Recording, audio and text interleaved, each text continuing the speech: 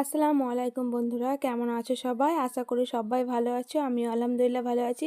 তো আমার Bengali blogger Piu চ্যানেলে তোমাদের সকলকে জানাই স্বাগত। তো আজকে হচ্ছে ফাইনালি 25শে ডিসেম্বর, আমার মেয়ের জন্মদিন। তো আমি জানি যে তোমাদের কাছে ভিডিওটা অনেক লেটে পৌঁছবে, কারণ আমি ঠিকঠাক ভিডিও এডিটিং করতে পারিনি, যার জন্য অনেকটা লেটে তোমরা ভিডিওটা পাচ্ছ। তো এতদিন তো তোমরা কেনাকাটায় দেখলে, তো এখন ফাইনালি মেয়ের জন্মদিনের দিনটা চলে এসছে। আর সকাল থেকে কিন্তু ঘরে রান্না বান্নার আয়োজন শুরু হয়ে গেছে। তো দেখতেই পাচ্ছ, ওটা হচ্ছে আমার মামাতো ভাই, তো ওকে দিচ্ছিলাম কিছু বাজার আনতে। আর এদিকে মামি এদিকে পেঁয়াজ কাটতে বসে গেছে, আর রান্না কিন্তু শুরু হয়ে গেছে। তো এদিকে দেখো কুমড়োর তরকারি হচ্ছে। মেয়ের জন্য আলাদা করে গরুর দুধের পায়েস, মানে যেটা প্যাকেটের দুধ হয় সেটা করিনি, ওর জন্য গায়ের দুধের হয়েছে। ওখানে কপির তরকারি হয়েছে, মুগ ডাল হয়েছে, আর তোমার এদিকে দেখো শাক কাটছে, আর এখানে মাংস ম্যারিনেট করে রাখা আছে। তো এইগুলো সব কিন্তু দুপুরের মেনু, মানে রাত্রি নয়। এই মাসিটা এসছে আমাদের বাড়ি, আমার মায়ের ফুফাতো বোন। তো মাসিকেও ডেকেছি জন্মদিনে। আর এদিকে দেখো নোরা খেলা করছে। ওইদিকে তো সবজি টবজি এইসব রান্না চলছে। আর দেখলাম মাংসটাকে মাখিয়ে রেখেছি। তো প্রথমে কড়াইটা বসিয়েছিলাম, তোমরা দেখতে পেয়েছিলে। তো কড়াইটা বসানোর পর আমাকে মাসি বলল যে কড়াইটা অনেকটা ছোটো হয়ে গেছে, যার জন্য এই বড় গামলাটা বসিয়ে দিয়েছি। আর আমার মেয়ে ভিডিও করছিল, দেখো হাতটা একটু ক্যামেরার সামনে চলে গেছে, কিন্তু ওই জন্য ভিডিওটা একটু আড়াল হয়ে গেছে। তো ভিডিও করার মতো কেউ ছিল না, ওই জন্য মেয়েকে বললাম যে একটু ধরো শোনা। তো মেয়ে দেখো ক্যামেরাটা ধরেছে। আর আমি আজকে আমরা 4টে 5টা যটা গ্যাস ছিল সব কিন্তু চালিয়ে দিয়েছি, যাতে রান্নাগুলো তাড়াতাড়ি কমপ্লিট করতে পারি। সন্ধ্যের সময় যেন রান্নার ঝামেলা কিছু না থাকে, ওই সময় যেন শুধু কেক কাটাটারই মানে হয়। তো ওই জন্য দেখো সব গ্যাস যা ছিল সব জ্বলিয়ে দিয়েছি, আর এখন রান্নাটাকে বসিয়ে দিয়েছি। তো চলো চিকেনটাকে এখন একটু ভালো করে আমি কষিয়ে নিই।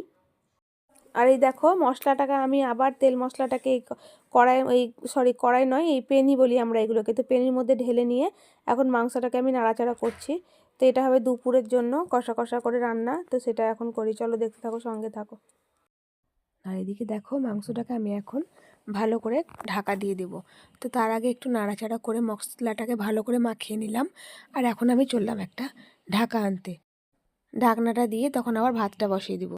আর এদিকে দেখো মামি এখনও সবজি কাটছে, এখনও সবজি বলতে একটু শাকও আছে, তো মামি বললো শাকটা করে নাও। আর বেগুন ভাজা হবে, তো সেগুলো সব কেটে রেখে দিয়েছে, মাংস আছে। তো ফাইনালি দেখো বন্ধুরা রান্না বান্না কমপ্লিট, গোসলও করে নিয়েছি। আর মেয়ের জন্য হচ্ছে একটা থালা সাজাচ্ছি। তো মেয়ের আমার 3 বছর বয়স, তো আমি প্রথম বছর থেকেই কিন্তু মেয়ের জন্য একটু আলাদা করে থালা সাজাই। এটা কোনো নিয়ম নীতি বলে নয়, আমার ইচ্ছে হয়, আমার ভালো লাগে, তাই আমি এটা করি। আমাদের যেটা কোনো বাধ্যতামূলক নিয়ম নীতি সেটা কিন্তু নয়, হ্যাঁ। কিন্তু আমার ইচ্ছে হয় যে আমার মেয়েকে আমি একটু মানে 5 রকম ভালো রকম সব কিছু রান্নাবান্না করে একসঙ্গে মেয়েকে খেতে দেবো। এমনিতে তো আমরা যাই হোক একটা আইটেম করি, রোজ তো আর সব রকম আইটেম করি না। তো মনে হয় জন্মদিনের দিনে যেন আমার মেয়েকে আমি সব রকম আইটেম করে, মানে আমার যতটা সম্ভব, আমার দ্বারা যতটা হয় ততটা আমি চেষ্টা করি। তো দেখো এখানে আমার মেয়েকে দিয়ে দিচ্ছি খেতে। আর এটা হচ্ছে আমার জায়ের মেয়ে, আর ওটা হচ্ছে মামার ছেলে। তো ওই দেখো ওদের বাচ্চাগুলোকে আগে খাইয়ে দিলাম। তো মেয়ের সঙ্গে মেয়ে ওদের দেখে খেতে বসে গেছে, নিজে নিজে আমার কাছে খাইয়ে নেবে না। তো ভাত তো খাবে না আমি জানি, ও সেই শেষমেশ সে দইটাই খাবে, কারণ ও দই খেতে খুব ভালোবাসে। আর এমনিতেও সকাল থেকে আজকে কোনো খাবারই ও খায়নি ঠিকঠাক, মানে এত আনন্দ খুশিতে। তো দুপুরে পড়ার জন্য বন্ধুরা দেখো এই লেহেঙ্গাটা নিয়েছিলাম। আর ফাইনালি দেখো সন্ধেবেলায় মেয়ের কেকও চলে এসছে। আর সেরকম আত্মীয় স্বজন তো আমরা বলিনি, মানে আমার শ্বশুরবাড়ির লোক, আমরা, আর আমার একটা দাদাকে বলেছি, আর আমার মামিরা, ব্যাস এই কটাই। মানে আমরা পাড়াতে বলি এইসব কিন্তু করি না, শুধু মেয়ের আনন্দ খুশির জন্য এই কটা। এটা হচ্ছে আমার ভাবি, মামাতো ভাইয়ের বউ। আর মেয়েকে দেখো ঘুমিয়েছিল, তো ওকে রেডি করে দিয়েছি, একদম সাজিয়ে গুজিয়ে দিয়েছি। আর এটা হচ্ছে মামাতো ভাইয়ের ছেলে পুচকু। আর ওই দেখো সবাই দাঁড়িয়ে আছে। আর এটা হচ্ছে আমার ছোটো মামার বড় ছেলে, তো বড় ছেলেটা কেক কাটছে। আর তোমাদের দাদা ভাইও আছে, ও ক্যামেরা করছিল এখন। আর দেখো দুই বোনে একই ক্রাউন পরেছে, সেজেগুজে আছে। ওটা হচ্ছে জায়ের মেয়ে, তোমাদেরকে তো দুপুরে দেখালাম আমি খাবার সময়। তো চলো এখন কেকটা এবার কেটে নেবে। তো কেকটা কেমন হয়েছে অবশ্যই তোমরা জানাবে। কেকটা হচ্ছে আমার মেয়ের পছন্দের কেক, ও নিজেই পছন্দ করেছিল যখন আমরা কেক অর্ডার দিতে যাই। তো যেমনটা মেয়ে পছন্দ করেছিল তেমনটা কেকই কিন্তু নিয়ে এসছে ওর পাপা। তারপরে এই হচ্ছে দেখো লাইট ফাইট বন্ধ করে একটু মোমবাতি জ্বালিয়ে, মানে যেগুলো হয় বাচ্চা ছেলে যেগুলোতে আনন্দ পায়, তো সেগুলোই করা হচ্ছে। তো মেয়ের জন্য আজকে 25শে ডিসেম্বর ছিল, তো তোমাদের দাদা ভাইয়ের দোকানেও প্রচণ্ড চাপ ছিল। তো সেই জন্য কিন্তু ওরও মানে আজকে এসেছে অনেকটাই দেরিতেও। তো এবার সামনের বার থেকে তাই ভাবলাম যে না 25শে ডিসেম্বর এই অনুষ্ঠানটা করব না, দুদিন পর করব, কারণ এই দিন দোকানেও প্রচণ্ড চাপ থাকে, তোমরা তো জানোই। মানে কেক ফেকের ব্যাপার থাকে, বড়দিনের কেক থাকে, দোকানে একটু ভিড় ফিড় হয়। তো যার জন্যই কিন্তু আর ভাবছি 25শে ডিসেম্বর থেকে করব না। তো ঠিক আছে চলো, আমার মেয়ে কিন্তু কেক কেটেও নিয়েছে আর ওর পাপা দেখো খাইয়ে দিচ্ছে সবকে। তো ওদের তিনজনকে এখন খাইয়ে দিল। আর তারপরে সবাইকে আমি বাকিদেরকে কেকগুলো কেটে সবকে একটু একটু করে দিয়ে দেবো।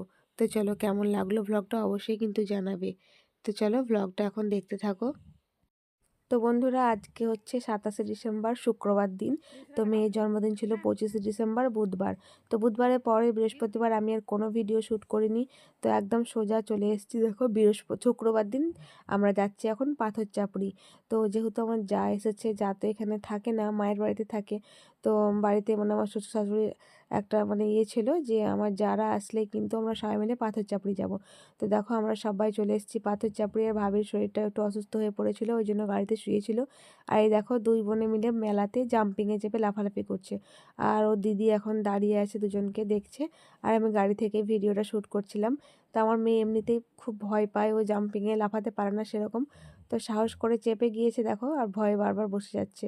আর তোমাদের দাদা ভাই আর আমার শ্বশুরমশাই গেল নামাজ পড়তে, কারণ আজকে জুম্মার দিন তোমাদেরকে তো বললাম। আর পাথর চাপড়ি যখন এসছে তো বললো যে পাথর চাপড়িতে নামাজটা পড়ে নেব। তো ওরা গেল নামাজ পড়তে, আর আমরা ভাবলাম যে যাই তাহলে আমরাও একটু ঘুরে আসি মেলার মধ্যে। তো আমরাও দেখো গাড়ি থেকে নেমে পড়লাম, ভাবিকে উঠালাম, দিয়ে উঠিয়ে দেখো তো মেয়ে দুটো এখন আইসক্রিম খাওয়ার জন্য বায়না করছিল। তো ও দিদি ওদেরকে আইসক্রিম কিনে দিচ্ছিল। তো আজকে না দিনটা একটু গরমও ছিল খুব, তো গরমও লাগছে, ওই জন্য ওরা সোয়েটারও পরনে খুলে দিয়েছে। আর এখানে দেখো আইসক্রিম খেয়ে নিচ্ছে। তো তারপরে দেখো নামাজ টামাজ পড়ে তোমার দাদা ভাইও চলে এসছে। আর আমরা দুই যা মিলেও কিছু কেনাকাটাও করে নিয়েছি। এবার আমরা যাচ্ছি হচ্ছে মাজারের ভিতরে। তো তোমাদের দাদা ভাইয়ের জন্য আর আমার শ্বশুরমশাইয়ের জন্য অপেক্ষা করছিলাম আমরা, একটু ঘুরুও করে নিয়েছি। আর এখন যাচ্ছি হচ্ছে মাজারে। তো মাজারে যাবে চাদর চাপাতে, ওই জন্য। আর ওরা দেখো আগে আগে হাঁটছে, আর আমি পিছনে পিছনে কিন্তু ক্যামেরা করতে করতে যাচ্ছি। তো বাইরে চাদর সিন্নি এগুলো সবাই নিয়ে নিয়েছে। তো তোমাদের যারা আশেপাশে আমার ব্লগটা দেখবে তারা অবশ্যই আমাকে কমেন্টে জানাবে। যারা পাথর চাপড়ির আশেপাশে আছো, কেউ যদি আমার ব্লগটা দেখছো, তো অবশ্যই প্লিজ আমাকে সবাই তোমরা কমেন্ট করেও ব্লগটা দেখছো যারা। তো এই দেখো মানে জায়ের মেয়ের মাথার উপরে দিয়ে দিয়েছে চাদরের থালাটা, আর এখন ভিতরে বন্ধুরা আমরা মাজার থেকে বেরিয়ে পড়েছি। আর এই দেখো আমার মেয়ে আর জায়ের মেয়ে দুজন মিলে চলে গেছে পার্কে, পাথর চাপড়ির গেট থেকে বেরিয়ে যে পার্কটা আছে সেখানেই। তো আমরা এখন যাচ্ছি, ওরা আমাদেরকে ডাকলো, মানে আমার মেয়ে আছে, জায়ের মেয়ে আছে, আর তোমার দাদা ভাই আর দাদু অনুরায়ার দাদু আছে।